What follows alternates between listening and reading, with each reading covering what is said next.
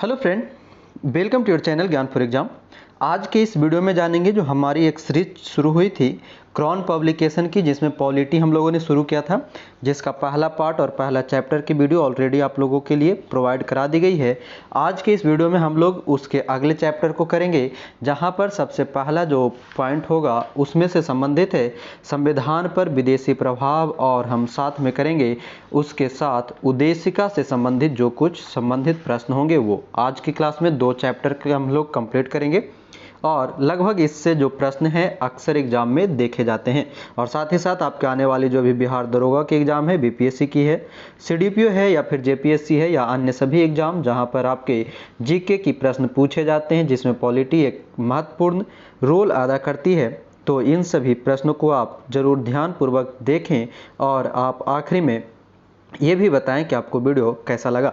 साथ ही साथ आप लोगों को बता दूं कि जिनका भी आने वाली आपका 67th की बीपीएससी हो या 2213 बिहार दरोगा की एग्ज़ाम है, उनके लिए हमारे द्वारा एक बैच शुरू की गई है, जिसमें पहला बैच जो है लूसेंट टारगेट का। लूसेंट टारगेट जहां पर आपको डेली होमवर्क सीरीज कराए जाते हैं, उसके टेस्ट कराए जाते हैं, साथ ही साथ 4 घंटे डेली आपका क्यूज भी कराया जाता है और ग्रुप डिस्कशन मात्र 99 रुपये में। ये लोग अगर आप जुड़ना चाहते हैं तो 15 अगस्त तक जुड़ जाएं, क्योंकि 15 अगस्त के बाद ये और चार्ज बढ़ जाएगा और साथ ही साथ आपके क्लासेज भी पीछे हो जाएंगे। तो आप लोग ज़रूर जुड़े। साथ ही साथ 67th बीपीएससी के लिए भी आप हमारे साथ जुड़ सकते हैं, जिसके भी जानकारी आपको पूरी दी जाएगी। मात्र 499 में इसकी तैयारी कराई जा रही है।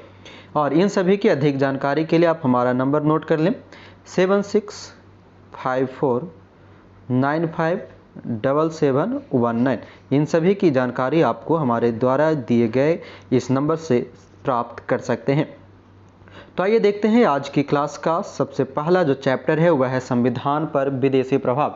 यानी कि आपको पता होगा कि जब हमारा संविधान बन रहा था, जो कि जिसके अंतर्गत कल की प्रश्नों में हम लोगों ने जाना था विशेषताएं के अंतर्गत, कि इसको बनाने में लगभग 2 साल 11 महीना 18 दिन की समय लगी थी, और इसमें जो हमारे जितने भी लोग संविधान निर्माणकर्ता में लोग शामिल थे वो अलग अलग देशों के संविधान को पढ़े, उनके बारे में जाने, उसकी क्या खूबियाँ हैं, क्या खामियाँ है, इन सब को जानने के बाद उन सभी से अभिप्रेत होकर एक हमारा संविधान बनाया गया था। तो उसी संविधान में जो विदेशों से जो कुछ लिए गए थे उससे संबंधित यहाँ पर प्रश्न को हम करेंगे। तो आइए देखते हैं। पहला प्रश्न है कि भारत की संघात्मक व्यवस्था निम्नलिखित में से किस देश से संबंधित है? संघात्मक व्यवस्था कनाडा, यूनाइटेड किंगडम, संयुक्त राज्य अमेरिका या आयरलैंड। तो आपको पता होगा कि भारत की जो संघात्मक व्यवस्था है यह कनाडा के संविधान से ली गई है। दूसरा प्रश्न है न्यायिक पुनराविलोकन की व्यवस्था। न्यायिक पुनराविलोकन का मतलब होता है कि हमारी जो न्याय है उस पर पुनर्विचार करने की क्षमता कहाँ से ली गई है? केवल भारत में है, केवल यूएसए में है, भारत और यूएसए में है, या केवल यूके में है? तो आपको पता होना चाहिए कि जो हमारे न्यायिक पुनराविलोकन की जो क्षमता ली गई है यह कहाँ से ली गई है? तो यूएसए से ली गई है, और इस प्रकार इसका सही आंसर होगा भारत और यूएसए दोनों। तीसरा प्रश्न है सूची 1 को सूची 2 से मिलान करना है। सूची 1 में भारतीय संविधान के मद हैं और सूची 2 में जिस देश से अपनाया गया है, इसको सुमेलित करना है। तो प्रश्न को ध्यानपूर्वक देखेंगे। एक तरफ सूची में है भारतीय संविधान के मद और दूसरी तरफ है जिस देश से अपनाया गया। तो पहला है कि राज्य के नीति निर्देशक तत्व। तो राज्य के नीति निर्देशक सिद्धांत के अंतर्गत ये आयरलैंड से ली गई थी। मूल अधिकार, मूल अधिकार कहाँ से ली गई है? तो संयुक्त राज्य अमेरिका के द्वारा लिया गया है। संघ राज्य संबंधों की समवर्ती सूची, संघ राज्य संबंधों की अगर समवर्ती सूची की बात करेंगे तो आपने जाना होगा, पढ़ा होगा, ऑस्ट्रेलिया से ली गई है। भारत राज्यों का संघ है तथा संघ में अधिक शक्ति निहित है, ये कहाँ से लिया गया है? तो हमारे यहाँ की जो संघ है ये यूनियन के रूप में है, ना कि फेडरल के रूप में। तो भारत जो राज्यों का संघ है यह कहाँ से ली गई है? कनाडा से ली गई है। तो यहाँ पर हमारा सही आंसर हो जाएगा ऑप्शन नंबर डी, 3512। चलते हैं अगले प्रश्न की ओर। चौथा प्रश्न है कि सूची 1 को सूची 2 से पुनः सुमेलित करना है। सूची 1 में है संवैधानिक प्रावधान और सूची 2 में है स्रोत। देखेंगे मौलिक अधिकार। मौलिक अधिकार ऊपर में हम लोगों ने जाना था कि अमेरिकी अधिकार पत्र से लिया गया है। राज्य के नीति के निर्देशक तत्व, राजनीति निर्देशक सिद्धांत जो है आयरिश संविधान कहें या आयरलैंड के संविधान कहें, इनसे ली गई है, तो आयरिश संविधान। मंत्रिमंडलीय सरकार, मंत्रिमंडलीय सरकार की बात करें तो यह ब्रिटिश संविधान से लिया गया है और केंद्र राज्य संबंध के बारे में हमें कनाडा का संविधान बताता है। तो इन सभी में हमारा सही आंसर हो जाएगा ऑप्शन नंबर डी 4, 3, 1, 2। पांचवा प्रश्न है कि भारत के संविधान में उद्देशिका का विचार लिया गया है। उद्देशिका यानी कि जो प्रस्तावना हमारे यहाँ प्रियम्बल होता है, ये कहाँ से ली गई है? इटली के संविधान से, कनाडा के संविधान से, फ्रांस के संविधान से या यूएसए के संविधान से। तो जो उद्देशिका है यह हमारे यहाँ कहाँ से ली गई है? यूएसए के संविधान से ली गई है। कहीं कहीं पर आपको इसके बारे में संबंधित एक प्रश्न पूछे जाते हैं कि प्रस्तावना की भाषा कहाँ से ली गई है। तो जब अगर बात करेगा प्रस्तावना की भाषा की, तो वो ऑस्ट्रेलिया से ली गई है, ये भी ध्यान में रखेंगे। अगला प्रश्न है 6 नंबर का कि भारत के संविधान निर्माताओं ने 7वीं अनुसूची में वर्णित समवर्ती सूची की अवधारणा को ग्रहण किया था, कहाँ से? कनाडा के संविधान से, ऑस्ट्रेलिया के संविधान से, इटली के संविधान से या दक्षिण अफ्रीका के संविधान से। आपको पता होगा कि जो हमारे यहाँ जो संविधान की जो अनुसूची है उनमें 7वीं अनुसूची में संघ, राज्य और समवर्ती सूची के बारे में बात कही गई है। तो जो समवर्ती सूची है यह कहाँ से ली गई है? तो ऑस्ट्रेलिया के संविधान से ली गई है। 7वां प्रश्न है कि निम्नलिखित में से कौन सा कथन सत्य है? पहला है संयुक्त राज्य अमेरिका में सरकार की संघीय प्रणाली है। दूसरा है भारत में सरकार की संघीय और एकात्मक दोनों प्रकार की प्रणाली है। तीसरा है फ्रांस में सरकार की संघीय प्रणाली है और चौथा है उपरोक्त सभी। तो इन सभी में देखेंगे तो आपको पता चलेगा कि सभी के सभी जो कथन है वह सत्य है, ऑप्शन नंबर डी। 8वां प्रश्न क्या कहता है कि भारतीय राजनीतिक व्यवस्था में इनमें से कौन सर्वोच्च है? सर्वोच्च न्यायालय, संविधान, संसद या धर्म। तो राजनीतिक व्यवस्था में अगर सर्वोच्च पद माना जाएगा तो यह माना जाता है हमारा संविधान, ऑप्शन नंबर बी कॉन्स्टिट्यूशन। अगला प्रश्न है 9 नंबर कि भारतीय संसदीय प्रणाली ब्रिटिश संसदीय प्रणाली से इस बात से भिन्न है कि भारत में जो हमारा जो संसदीय प्रणाली जो वहाँ से अपनाई गई है उसके अंतर्गत भारत उससे अलग कैसे है? तो न्यायिक पुनरावलोकन की प्रणाली के अंतर्गत, क्योंकि न्यायिक पुनरावलोकन जो है जुडिशियल रिव्यू ये हमने यूएसए से प्राप्त किया है, ब्रिटेन में ये नहीं है। अन्य सभी वास्तविक और नाम मात्र दोनों प्रकार के कार्यपालिका है, बिल्कुल जैसे हमारे यहाँ प्रधानमंत्री और राष्ट्रपति है। सामुदायिक उत्तरदायित्व होता है, आपको पता होगा कि अगर प्रधानमंत्री या कोई भी एक मंत्री अगर प्रधानमंत्री मुख्य रूप से अगर इस्तीफा देता है तो पूरी की पूरी मंत्रिमंडल समाप्त हो जाती है। और द्विसदनीय विधायिका है जहाँ पर लोकसभा, राज्यसभा, विधानसभा और विधान परिषद के रूप में काम करता है। तो हमारा सही आंसर होगा ऑप्शन नंबर डी न्यायिक पुनरावलोकन। 10वां प्रश्न है कि नीचे दिए गए कूट को सुमेलित करना है सूची 1 को सूची 2 से। सूची 1 में है संवैधानिक प्रावधान और सूची 2 में है स्रोत। तो इसको ध्यान से समझेंगे। पहले आप ऑप्शन देख लीजिए। कहता है एक तरफ है संवैधानिक प्रावधान और दूसरी तरफ है स्रोत। विधि का शासन, अगर बात है विधि का शासन तो यह होता है इंग्लैंड से, जबकि दूसरा ऑप्शन आपको बी नंबर दिया है कि विधि द्वारा स्थापित प्रक्रिया। तो विधि द्वारा स्थापित जो प्रक्रिया है ये जापान से लिया गया है। राष्ट्रपति के विचारार्थ राज्यपाल द्वारा विधेयक सुरक्षित रखना, ये कहाँ से ली गई है? तो यह लिया गया है कनाडा के अनुसार। और विस्तृत उभयनिष्ठ सूची यानी कि समवर्ती सूची या ऑस्ट्रेलिया से ली गई है। तो सही आंसर हो जाएगा ऑप्शन नंबर डी 2, 3, 4, 1। 11वां प्रश्न है कि भारत में न्यायिक पुनरीक्षण की संकल्पना किस देश के संविधान से ली गई है? जुडिशियल रिव्यू, तभी हम लोगों ने ऊपर में जाना था, तो इसका सही आंसर हो जाएगा संयुक्त राज्य अमेरिका। 12 नंबर की प्रश्न है कि भारतीय संविधान में अन्य देशों के संविधान से कुछ विशिष्टताओं को लिया गया है। इस किस देश का राज्य के नीति निर्देशक तत्व के निर्माण में योगदान है? फ्रांस, आयरलैंड, जापान या संयुक्त राज्य अमेरिका। तो ऊपर के प्रश्नों में भी हम लोगों ने देखा था कि राज्य के नीति निर्देशक तत्व जो है आयरिश संविधान या आयरलैंड के संविधान से ली गई है। 13 नंबर की प्रश्न है कि निम्नलिखित में से कौन सा लक्षण भारतीय परिसंघ और अमेरिकी परिसंघ को समान रूप में पाया जाता है।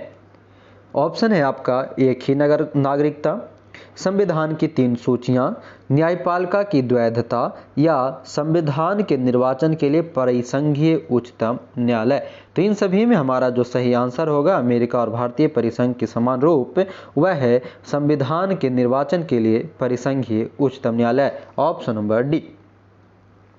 14 नंबर प्रश्न पुनः आपको मिलान करने वाली है। एक तरफ है भारत के संविधान के लक्षण और दूसरे तरफ है किस देश से ग्रहित किया गया है। तो यहाँ ध्यान देंगे, पुनः आपने ये देख करके भी आपको समझ में आ रहा होगा कि मूल अधिकार कहाँ से, अमेरिका के संविधान से। शासन की संसदीय प्रणाली, तो शासन की संसदीय प्रणाली यूके यानी कि ब्रिटेन से। आपात उपबंध आपको याद होगा जर्मनी में हिटलर के कारण बहुत बार ऐसे ही समय आया था, तो आप उससे ही रिलेट करके याद रख सकते हैं जर्मनी में आपात उपबंध। राज्य के नीति निर्देशक तत्व ये कहाँ से, आयरलैंड। तो हमारा सही आंसर हो जाएगा ऑप्शन नंबर सी 2 1 4 3। 15 नंबर की प्रश्न है कि भारतीय संविधान में मौलिक कर्तव्यों का विचार लिया गया है। मौलिक कर्तव्य की बात करेगा तो अमेरिकन संविधान से, ब्रिटिश संविधान से, रूस यानी कि पूर्व सोवियत संघ के संविधान से या फ्रांस के संविधान से। तो अगर बात मौलिक अधिकार की रहती तो हम कह सकते थे कि अमेरिकन संविधान से ली गई है, मगर यहाँ पर फंडामेंटल ड्यूटीज की बात की गई है, ना कि फंडामेंटल राइट की। तो जब बात आती है फंडामेंटल ड्यूटी की यानी कि मौलिक कर्तव्य की, तो हमारा सही आंसर हो जाएगा रूस यानी कि पूर्व सोवियत संघ के संविधान से। सही आंसर है ऑप्शन नंबर सी। अगला प्रश्न है 16 नंबर कि भारत का संविधान सबसे अधिक लंबा हो गया है और कारण क्या कहता है कि मौलिक अधिकारों का अध्याय अमेरिकन संविधान के मॉडल से लिया गया है। तो इसके आंसर को देखेंगे, कथन वाली थी, तो यहाँ पर कथन और कारण के बारे में अगर देखेंगे तो हमारा सही आंसर हो जाएगा कि ए और आर तो दोनों सही है परंतु सही व्याख्या नहीं है, यानी कि हमारा संविधान बहुत लंबा है और मौलिक अधिकार अमेरिका के संविधान से लिया गया है। 17 नंबर की प्रश्न है कि लिखित संविधान का प्रारंभ किस देश में हुआ है। जापान, भारत, ब्रिटेन और अमेरिका। तो यहाँ पर ऑप्शन पूरा देखेंगे, एक साथ में थोड़े दूर हो गई है।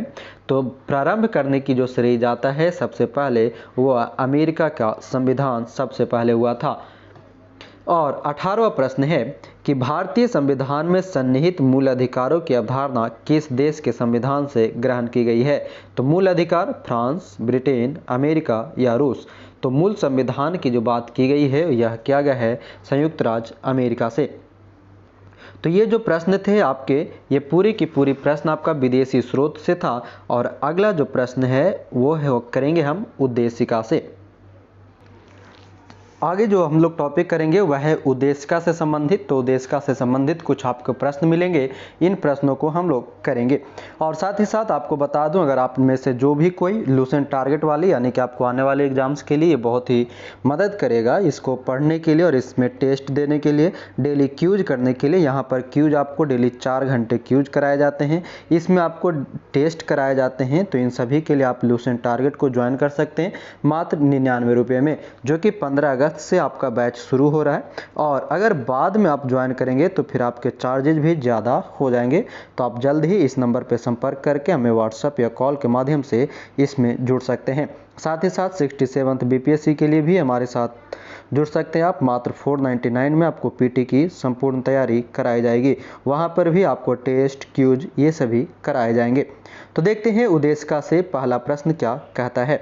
आशा करेंगे आपको वीडियो पसंद आ रहे होंगे और आपको ऐसा लग रहा होगा कि हाँ हमने कभी ऐसे प्रश्न को पढ़ा है और आपको ये प्रश्न भी सही जा रहे होंगे। तो देखते हैं पहला प्रश्न क्या कहता है कि निम्नलिखित में से कौन भारत को धर्मनिरपेक्ष राज्य वर्णित करता है। यानी कि जो आप लोग अगर उद्देशिका पढ़ते हैं जहाँ पर आपको पता होगा कि हम भारत के लोग, इस तरह से उसकी शुरुआत होती है ना। तो ये धर्मनिरपेक्ष राज्य का वर्णन कौन करता है। मौलिक अधिकार, संविधान की प्रस्तावना, 9वीं अनुसूची या राज्य के नीति निर्देशक तत्व। तो हमारा सही आंसर होगा संविधान की प्रस्तावना।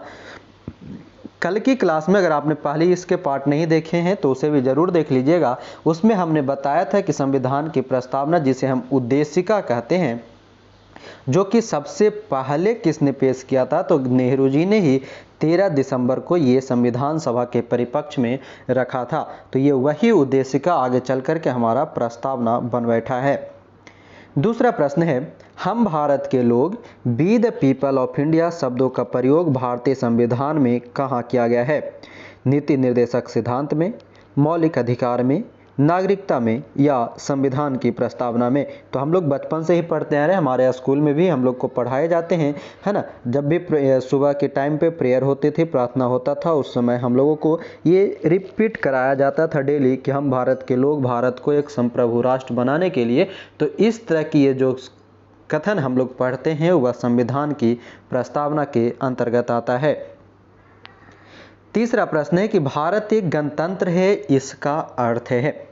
भारत एक गणतंत्र है तो ये किस आधार पे गणतंत्र है? ये कहता है कि सभी मामलों में अंतिम अधिकार जनता के पास है, भारत में संसदीय शासन नहीं है, भारत में वंशानुगत शासन नहीं है, भारत राज्यों का संघ है। तो इन सभी में अगर देखें तो भारत एक गणतंत्र है, इसका अर्थ है कि भारत में किसी भी एक वंश की शासन नहीं है। कभी ऐसा देखें हैं क्या कि कोई एक ही वंश हम पर आज 70 सालों से राज कर रहा है? नहीं। तो हमारे यहाँ वंशानुगत शासन नहीं है। चौथा प्रश्न है कि निम्न शब्दों पर विचार करें। पहला है समाजवादी, प्रजातांत्रिक, सार्वभौमिक और धर्मनिरपेक्ष। सही शब्दों का विचारानुसार क्रम दीजिए, यानी कि क्रम के अनुसार जब आप प्रियम्बल पढ़ते तो इसमें कौन पहले आता है कौन बाद में, इसकी बात कहता है। तो यहाँ पर जो सही आंसर हो जाएगा, सार्वभौमिक, समाजवादी, धर्मनिरपेक्ष एवं प्रजातांत्रिक गणराज्य बनाने के लिए आपने प्रियम्बल पढ़ा होगा। तो सही आंसर है ऑप्शन नंबर ए। पांचवा है कि निम्नलिखित अवतरण में हम भारत के लोग, ये जो पूरी दी गई है, ये क्या कहता है? यहाँ पर आपको जाकर के ये पूरी प्रियम्बल में लास्ट में सिर्फ यही पूछ रहा है कि हमारा संविधान का जो प्रस्तावना है उसे कब अंगीकृत या अधिनियमित की गई है। तो आप जब लास्ट में पढ़ते होंगे तो दृढ़ संकल्प होकर अपनी इस संविधान सभा में आज तारीख, है ना, आज तारीख कितना बोलते हैं, तो 26 नवंबर 1949 को संविधान को अंगीकृत, अधिनियमित और आत्मार्पित करते हैं। तो सही आंसर है ऑप्शन नंबर बी। छठा प्रश्न है कि निम्न में कौन सही है? पहला ऑप्शन है सामाजिक समानता संविधान में प्रत्याभूत नहीं है। दूसरा कहता है देश में सामाजिक समानता पहले से ही विद्यमान थी। तीसरा कहता है सामाजिक समानता संविधान में प्रत्याभूत है। और चौथा कहता है उपयुक्त में से कोई नहीं। तो छठा का सही आंसर होगा सामाजिक समानता संविधान में प्रत्याभूत थी, पहले से थी। कहता है सातवां प्रश्न कि 26 नवंबर 1949 को अंगीकृत भारतीय संविधान की प्रस्तावना में शब्द सम्मिलित नहीं थे, यानी कि कौन से शब्द शामिल नहीं थे, इसके बारे में बताना है। समाजवादी, पंथ निरपेक्ष, अखंडता और गणराज्य। तो इन सभी में अगर देखेंगे ध्यान से तो आपको जो शामिल नहीं था वह था समाजवादी, पंथ निरपेक्ष और अखंडता शब्द, ये बाद में जोड़े गए थे, जबकि गणराज्य शब्द हमारे पास पहले से ही था। चलते अगले प्रश्न की ओर। आठवां प्रश्न है कि भारतीय संविधान की प्रस्तावना में निम्नलिखित में से किस स्वतंत्रता का वर्णन नहीं है? विचार की स्वतंत्रता, विचार प्रकट करने की स्वतंत्रता, विश्वास की स्वतंत्रता या आर्थिक स्वतंत्रता। तो आपने अगर जब प्रियम्बल को ध्यान से पढ़ा होगा, प्रियम्बल को ही अगर आप ध्यान पूर्वक पढ़ लेते हैं तो उसी में आपको सारे प्रश्न प्रियम्बल के दिख जाते हैं। अगर आपने प्रियम्बल को पढ़ा होगा तो इस यहाँ पर बात क्या है स्वतंत्रता की, तो आपने वहाँ पर देखा होगा किस प्रकार से कि स्वतंत्रता, प्रतिष्ठा और अवसर की समानता की बात कही जाती है, जबकि आर्थिक समानता जो है, आर्थिक स्वतंत्रता, ये हमारे संविधान में नहीं की गई है। विचार, अभिव्यक्ति और विश्वास की स्वतंत्रता हमारे यहाँ मिलती है। आगे प्रश्न है 9 नंबर। भारतीय संविधान की प्रस्तावना में जिन आदर्शों एवं उद्देश्यों की रूपरेखा दी गई है उनकी व्याख्या की गई है किस रूप में? मूल अधिकार के अध्याय में, राज्य के नीति निर्देशक सिद्धांतों के अध्याय में, मूल अधिकार, राज्य के निर्देशक सिद्धांत एवं मौलिक कर्तव्य के अध्याय में, या संविधान के पाठ में? कहीं नहीं। तो भारतीय संविधान की प्रस्तावना का जो आदर्श मिलता है यह मूल अधिकार, राजनीति निर्देशक सिद्धांत और मौलिक कर्तव्य सभी जगह मिलते हैं। 10वां प्रश्न है कि भारतीय गणतंत्र की 26/1/1950 को सही संवैधानिक वस्तुस्थिति क्या थी जब संविधान लागू किया गया था? तो जब संविधान लागू की गई थी 26 जनवरी 1950 को, उस समय अगर आप देखेंगे तो हमारे यहाँ संपूर्ण प्रभुत्व संपन्न लोकतंत्रात्मक गणराज्य शामिल था। Option number C. 11वां प्रश्न है कि निम्नलिखित शब्दों में से कौन से शब्द 42वें संवैधानिक द्वारा प्रस्तावना में जोड़े गए थे? समाजवाद, ग्राम स्वराज, पंथ निरपेक्षता या संपूर्ण प्रभुत्व संपन्न? कूट को सजाना है जो 42वें संविधान संशोधन द्वारा जोड़े गए हैं। तो आपको पता होगा कि समाजवाद और जो स्वराज की बात कही गई है, समाजवाद, पंथ निरपेक्ष, ये सभी की जो बात कही गई है, यहाँ पर जो सही आंसर है वह है ऑप्शन नंबर बी 1 एवं 2। ठीक है, 1976 के संशोधन से। अगला प्रश्न है 12 नंबर की कि निम्नलिखित में से कौन एक भारतीय संविधान के उद्देश्यों को प्रतिबिंबित करता है? मौलिक अधिकार, संविधान की प्रस्तावना, राज्य के नीति निर्देशक तत्व या संसद? तो 12 नंबर का सही आंसर हो जाएगा संविधान की प्रस्तावना। 13वां प्रश्न है कि भारत में लौकिक सार्वभौमिकता है क्योंकि संविधान की प्रस्तावना आरंभ होती है प्रजातांत्रिक भारत शब्दों से, जनता के जनतंत्र शब्दों से, जनता के लोकतंत्र शब्दों से या हम भारत के लोग शब्दों से? ये सारे प्रश्न जो है बीपीएससी जैसे प्री एग्जाम में पूछे गए हैं। तो ये जो शुरू होता है वह होता है हम भारत के लोग, या इंग्लिश में be the people of India. 14 number की प्रश्न है कि संविधान में हमारे राष्ट्र का उल्लेख किस या किन नाम या नामों से किया गया है? हमारे राष्ट्र का जो नाम ये यूज किया गया है, भारत तथा इंडिया, केवल भारत, हिंदुस्तान तथा इंडिया, भारत, हिंदुस्तान तथा इंडिया।